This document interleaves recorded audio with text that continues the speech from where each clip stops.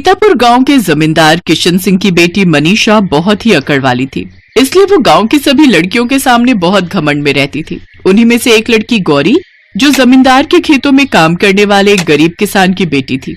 मनीषा उसे भी अपने सामने कुछ नहीं समझती थी। जब देखो वो गौरी पर हुक्म चलाती रहती थी। गौरी, सुबह से तुझे कितने बुलावे भेजे, तू आई क्यों नहीं? चल ये पकड़ मेरा थैला, मुझे बाजार जाना है। मुझे अपने लिए चूड़ी, बिंदी, पाउडर वगैरह वगैरह वगैरह बहुत कुछ खरीदना है। अभी तो मुझे रोटी बनानी है, थोड़ी देर बाद चले? नहीं, थोड़ी देर बाद नहीं, अभी चल। फिर मेरे पास समय नहीं है। और अब तू मुझे मना मत करना, क्योंकि तू जानती है अगर तू मुझे मना करेगी तो मुझे गुस्सा आ जाएगा। फिर मैं बापू को बोलूंगी, और बापू को तू जानती है अगर किसी बात पर मैं नाराज हो जाऊं तो बापू तुम सब पर बहुत गुस्सा करेंगे। गौरी बिटिया, रोटी मैं बना लूंगी, जा तू इसके साथ चली जा। बेकार में कभी जमींदार साहब गुस्सा करे। पर माँ, तुम अभी अभी खेत से काम करके आई हो, तुम भी तो थकी हुई हो। कोई बात नहीं बिटिया, तू इसे जानती है कि ये कैसी है। अगर इसने तेरी शिकायत जमींदार साहब से कर दी तो वो सारा गुस्सा मेरे ऊपर और तेरे बापू के ऊपर निकाल देंगे। ठीक है माँ, पर मैं जल्दी आने की कोशिश करूंगी। ज्यादा काम मत करना, तुम आराम कर लेना। मनीषा गौरी को ऐसे ही तंग करती थी, पर गौरी की मजबूरी थी उसकी बातों को मानना। इसी बात का फायदा हमेशा मनीषा उठाती रहती थी। मनीषा, हम बहुत देर से बाजार निकले हुए हैं, घर चले अब, माँ इंतजार कर रही होगी। रुक, अभी तो आए हैं, मुझे वो सामने की दुकान से अपने लिए झुमके लेने। भैया, ये झुमके कैसे दिए? 30 रुपए जोड़ी है। एक काम करो, ये वाला और वो दोनों भी, ये सारे कर दो। देख गौरी, ये झुमका मुझ पर कैसा लग रहा है? बहुत सुंदर लग रहा है मनीषा, ले लो, तुम पर बहुत अच्छा लगेगा। वो तो लगेगा ही, इस पर कहने वाली कोई बात नहीं है। आखिर गांव के जमींदार की बेटी हूँ, मुझ पर सब कुछ अच्छा लगता है। तुझे पता है बापू ने मेरी शादी के लिए बहुत कुछ सोचा हुआ है। शादी से याद आया, कल मुझे लड़के वाले देखने के लिए आ रहे हैं। वीरपुर गांव के जमींदार का बेटा है। पता है कितने पैसे वाले लोग हैं? बापू कहते हैं मैं तो राज करूंगी, राज। और वैसे एक बात कहूँ, मैं तुझे ये सब क्यों बता रही हूँ? तू तो ठहरी गरीब नौकर की बेटी, जो हमारे यहाँ नौकर है।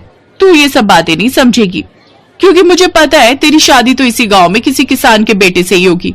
मेरे दिमाग में एक विचार आया है, अगर मेरी यहाँ बात पक्की हो जाती है तो मैं अपने होने वाले पति को कह दूंगी कि उनके घर में कोई नौकर हो, क्या पता वो अच्छा हो, तो हम तेरी शादी उससे कर देंगे। फिर तुझे कहीं काम ढूंढने की भी जरूरत नहीं पड़ेगी। तू अपने पति के साथ आराम से मेरी ससुराल में नौकरी करना। गौरी चुप हो जाती है। वो जानती थी कि मनीषा का स्वभाव कैसा है। मनीषा की शादी पक्की हो जाती है और वो अपनी शादी की तैयारी में लग जाती है। मनीषा शॉपिंग के लिए शहर जाती है तो गौरी को अपने साथ लेकर जाती है। भैया, मुझे तो महंगे से महंगा ब्राइडल लहंगा दिखाना, मैं अपनी शादी में इतनी सुंदर लगूं कि आसपास के गांव वाले देखते रह जाएं। बहन जी, हमारी दुकान का सबसे बढ़िया महंगा लहंगा है, पूरे 3 लाख का है। ये तो बहुत सुंदर लहंगा है, ये लहंगा मेरे ऊपर बहुत अच्छा लगेगा। पर अभी तो मैं इतनी थक चुकी हूँ कि इसको पहनकर देखने की बिल्कुल हिम्मत नहीं हो रही। एक काम कर गौरी, ये लहंगा तू पहन के दिखा, अगर सही लगेगा तो मैं यही ले लूंगी। पर मैं कैसे पहन सकती हूँ? ये तो तुम्हारा दुल्हन का लहंगा है ना? तो मैं कौन सा तुझे ये कह रही हूँ कि ये तेरा दुल्हन का लहंगा है। मैं जानती हूँ ये मेरा दुल्हन का लहंगा है। वैसे भी तुझ जैसी गरीब का ये ब्राइडल लहंगा हो भी नहीं सकता। ये तो तुझे मैं मौका दे रही हूँ सिर्फ पहन कर दिखाने के लिए। चल जा, अब जितना कहा है उतना सुन, मैं बहुत थक चुकी हूँ, मुझे गाँव भी वापस पहुंचना है, बहुत सारे काम है। गौरी वो ब्राइडल लहंगा ट्राई करने के लिए ट्रायल रूम में चली जाती है, पर जैसे ही वो लहंगा पहनकर बाहर आने लगती है, उसकी नजर कोने में रखे एक पर्स पर जाती है।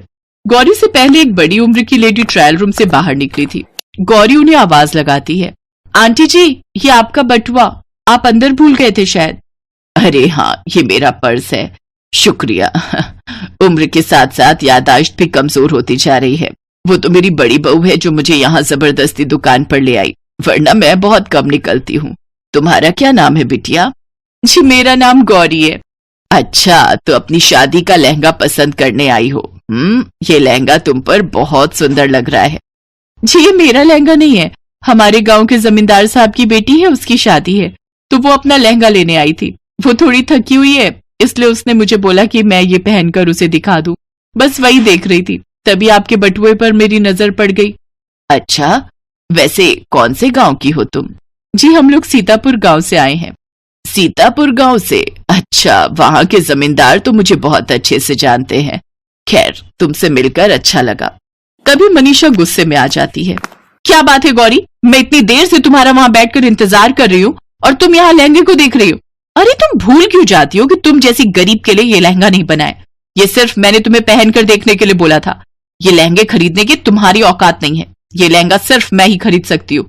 अपने सपने से बाहर आओ। बस मैंने देख लिया, बहुत अच्छा लग रहा है, जाओ जाकर बदल कर आओ। वो लेडी देखती है कि मनीषा गौरी से बहुत बुरी तरह बात कर रही है। गौरी की आंखों में शर्म से आंसू आ जाते हैं और वो वापस ट्रायल रूम में लहंगा बदलने के लिए चली जाती है। अगले दिन गौरी जब तैयार होकर मनीषा के घर जाने लगी, तभी उसके घर के बाहर एक कार आकर रुकी। आंटी जी आप, और यहाँ आपको मेरे घर के बारे में कैसे पता चला? माँ, ये कल मुझे शहर में जिस दुकान से मनीषा ने लहंगा लिया ना, वहां मिली थी। नमस्ते। कल गौरी से मिलने के बाद मैं इसे भूल ही नहीं पाई। घर जाकर मैंने अपने बड़े बेटा बहू और छोटे बेटे से इस बारे में बात की।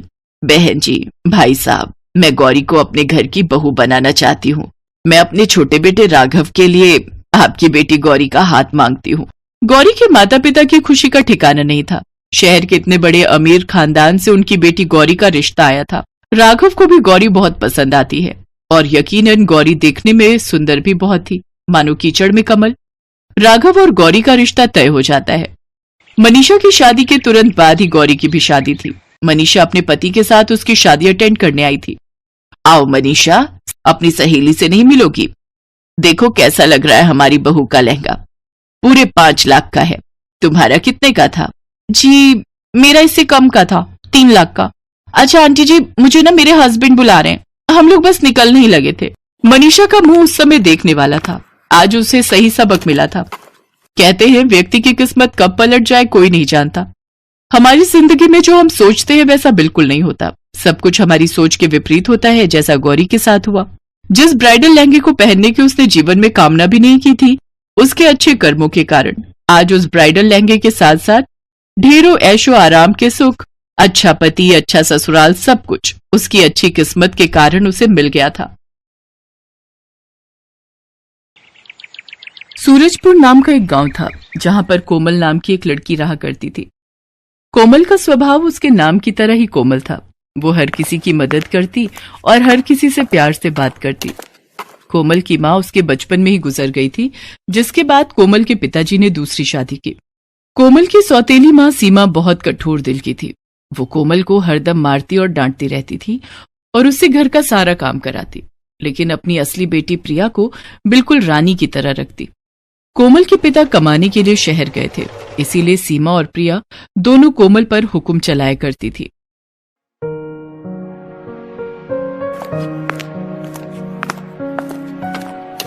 अरियो करमचली, तू यहाँ पढ़ रही है, वहाँ बर्तन क्या तेरी मरी हुई माँ आकर धोएगी? पर मम्मी, अभी तो मैं कपड़े धोकर आई हूँ, कल परीक्षा है मेरी, आज थोड़ा पढ़ लेने दीजिए। अरे पढ़ के क्या कलेक्टर बनेगी? चुपचाप जाके बर्तन धो। लगता है तू मेरी मार भूल गई है, तुझे याद दिलाना पड़ेगा। ठीक है मम्मी, मैं जा रही हूँ। कोमल फिर पढ़ाई छोड़कर बर्तन धोने चली जाती है। एक दिन सीमा अपनी सगी बेटी प्रिया को ढेर सारे कपड़े दिखा रही थी। ये देख बेटा, तेरे बाबूजी ने कितने सारे कपड़े भिजवाए हैं शहर से, इनको पहनकर तो तू एकदम राजकुमारी लगेगी। मम्मी, ये फ्रॉक कितनी सुंदर लगेगी ना मेरे पर, देखो ये सब मेरे लिए है। हाँ हाँ बिटिया, ये सब तेरे लिए भिजवाए हैं तेरे पापा ने। उस कलमुही को तो एक कपड़ा भी इनमें से नहीं दूंगी। तभी वहां कोमल आ जाती है।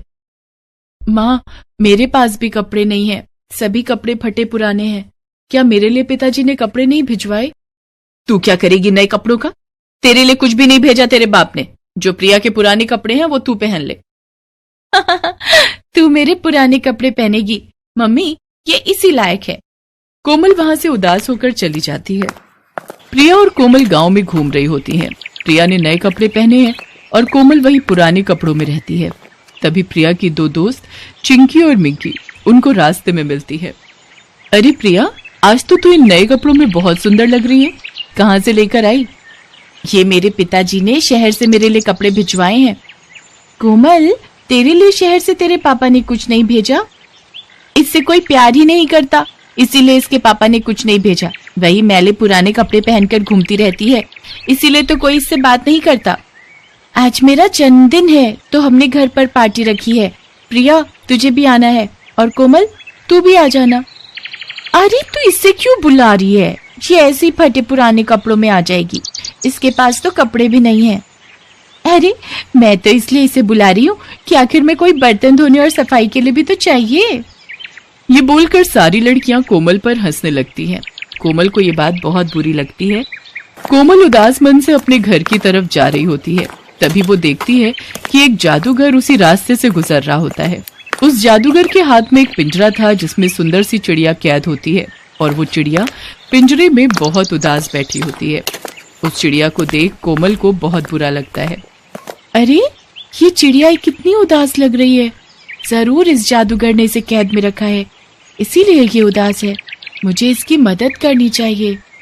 फिर कोमल उस जादूगर के पीछे पीछे चलने लगती है ताकि जादूगर का एक बार भी पिंजरे से ध्यान हटे और वो उस चिड़िया को आजाद कर दे।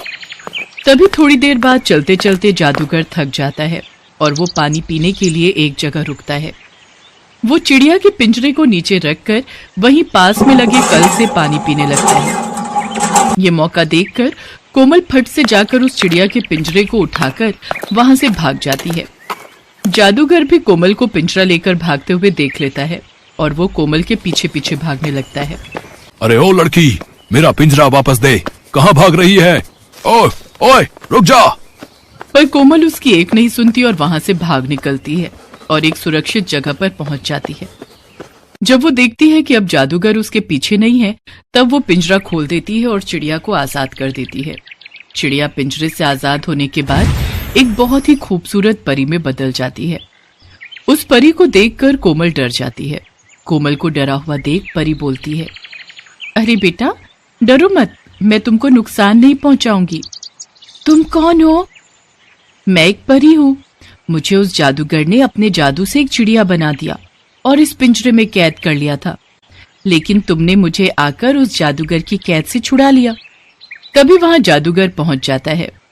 अरे ओ लड़की, तेरी हिम्मत कैसे हुई इस पिंजरे को लेकर भागने की? चल मेरा पिंजरा वापस दे। नहीं नहीं, ये पिंजरा इसे मत देना, वरना ये फिर मुझे इसमें कैद कर लेगा। तू मानेगी मेरी बात या नहीं? तू जानती है मैं कितना खतरनाक हूँ। चुपचाप इस पिंजरे को मेरे हवाले कर दे, वरना तुझे अपने जादू से पत्थर का बना दूंगा। अरे जाओ, तुम खतरनाक कम नौटंकी वाले ज्यादा लग रहे हो। नौटंकी? तू जानती नहीं है अभी मेरी शक्तियों को। मैं एक पल में पत्थर को पानी और पानी को पत्थर कर सकता हूँ। अच्छा, तो जरा ये सामने रखे हुए पत्थर को शीशा करके दिखाओ, तब मैं मानू तुमको। फिर जादूगर अपनी जादू की छड़ी घुमाता है और सामने रखे पत्थर को वो एक पल में शीशा बना देता है। देखा लड़की, और कोई सबूत चाहिए तुझे? चल अब फटाफट मेरा पिंजरा मुझे वापस कर। नहीं, अभी नहीं। ऐसा जादू तो हर छोटा मोटा जादूगर कर लेता है। मैं तो तुमको तभी मानूंगी जब तुम इस शीशे को तोता बना दो। अच्छा, तो ये ले। जादूगर अपने सामने रखे शीशे की तरफ छड़ी घुमाता है और उस शीशे पर जादूगर का ही चेहरा आ रहा था, और छड़ी घुमाते ही वो जादू उस शीशे से रिफ्लेक्ट होकर जादूगर पर पड़ जाता है, जिससे वो जादूगर खुद तोता बन जाता है। तभी कोमल भागते हुए जाती है और जादूगर को उसी के पिंजरे में पकड़कर बंद कर देती है और वो पिंजरा उस परी को सौंप देती है। अरे वाह, तुमने तो बहुत चतुराई और आसानी से इस जादूगर को हरा दिया। अब ये जादूगर किसी को भी परेशान नहीं करेगा, और तुमने जो आज मुझ पर इतना बड़ा उपकार किया है, मैं इसको कभी नहीं भूलूंगी। इसीलिए तुम मुझे अपनी कोई भी एक ख्वाहिश बताओ, मैं वो पूरी कर दूंगी। मेरे पास कोई अच्छे कपड़े नहीं है, इसीलिए मेरा कोई दोस्त भी नहीं है। आप मुझे क्या एक अच्छा कपड़ा दे दोगी? बस एक कपड़ा? अभी रुको। तभी वो परी एक चुटकी बजाती है और एक सुंदर सा गाउन सामने आ जाता है। वो गाउन इतना सुंदर होता है कि उसे देखने के बाद कोमल की आंखें उससे हट ही नहीं रही थी। ये लो, ये गाउन अब से तुम्हारा है, और ये कोई मामूली गाउन नहीं है, ये एक जादुई गाउन है। अगर तुम इसे पहनोगी तो सभी लोग तुम्हारी तरफ ही आकर्षित होंगे और सब तुमसे दोस्ती करना चाहेंगे। और ये गाउन हमेशा साफ ही रहेगा, ये कभी गंदा नहीं होगा, और तुम जो भी रंग मन में सोचोगी ये गाउन उसी रंग का हो जाएगा। बस तुमको ये मंत्र बोलना पड़ेगा कि सुन गाउन, मैं चाहूं कि इस रंग का बन जा तू, और ये हमेशा तुम्हारी मदद भी करता रहेगा। तुम जो भी कहोगी ये गाउन वो सारे काम चुटकियों में कर देगा। बस तुमको एक बात का ध्यान रखना है, ये गाउन सिर्फ तब तक ही साफ और जादुई रहेगा जब तक तुम्हारा मन साफ होगा। अगर तुम्हारे मन में छल कपट और लालच आ जाएगा तब इसकी शक्तियां उसी दिन चली जाएंगी। ये लो, अब तुम इसे रख लो। चलो अब मैं भी चलती हूँ। वो गाउन कोमल को देकर परी वहां से उड़कर चली जाती है। कोमल भी परी की बात मान लेती है और वो गाउन लेकर घर आ जाती है। कोमल वो गाउन को हाथ में लिए निहार रही होती है और मन में सोचती है, क्या जो वो परी बोल रही थी वो सच है? क्या ये सच में कोई जादुई गाउन है? एक बार इसे पहनकर देखती हूँ। फिर कोमल वो गाउन पहनने चली जाती है। फिर थोड़ी देर बाद वो गाउन पहनकर कमरे में आती है और शीशे के आगे खड़ी हो जाती है और वो अपने आप को शीशे में देखकर दंग रह जाती है। कोमल वो गाउन पहनने के बाद एक परी की तरह लग रही थी। ऐसा लग रहा था कि उससे ज्यादा सुंदर और कोई है ही नहीं इस दुनिया में।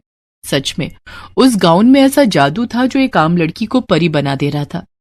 अरे वाह, मैं कितनी अच्छी लग रही हूँ इस गाउन में। अच्छा, उस परी ने तो ये भी कहा था कि मैं जो भी बोलूंगी ये गाउन उसी रंग का हो जाएगा। एक बार ये भी करके देखती हूँ। सुन गाउन, मैं चाहूं कि नीले रंग का बन जा तू।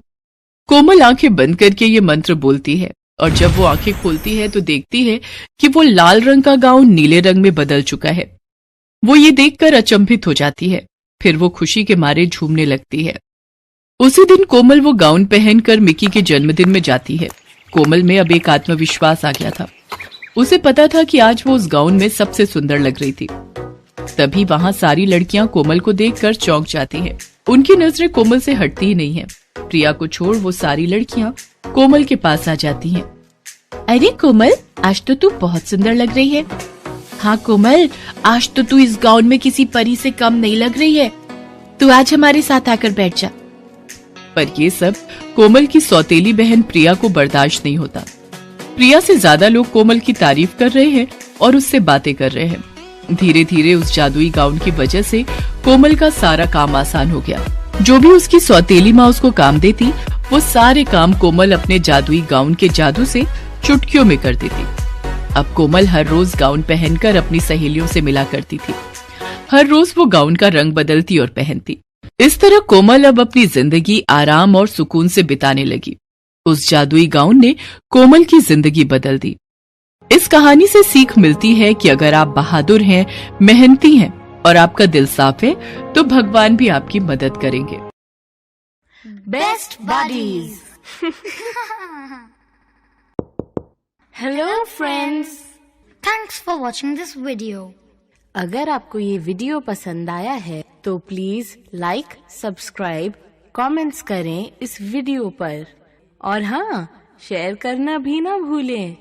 और भी मजेदार वीडियो देखने के लिए नीचे दिए गए बेल आइकॉन को दबाएं। देखते रहिए बेस्ट बडीज।